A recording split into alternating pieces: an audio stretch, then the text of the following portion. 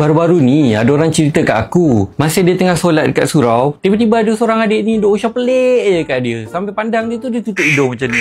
Aduh, kenapa lah Lepas tu dia tengok muka dia tu apa? Struggle betul. Struggle macam susah nak bernafas. Yelah kalau dah tutup hidung macam ni kan, macam macam tahan bau apa lah kan. Lepas tu orang yang cerita tu cakap dia minta maaf lah kat adik tu.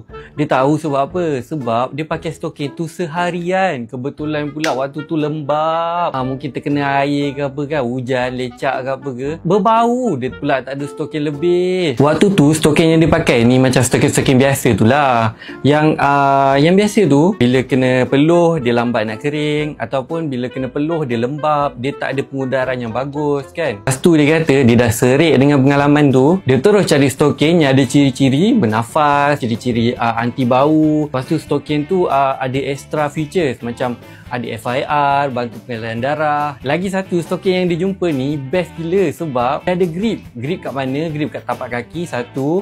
Lepas tu dia ada grip dekat bahagian betis. Kita panggil dia cengkaman berperingkat. So stokin ni dibantu macam ada bagi efek mengurut lah, lebih kurang macam tu. So benda ni dia lancarkan pengaliran darah sampai ke jantung.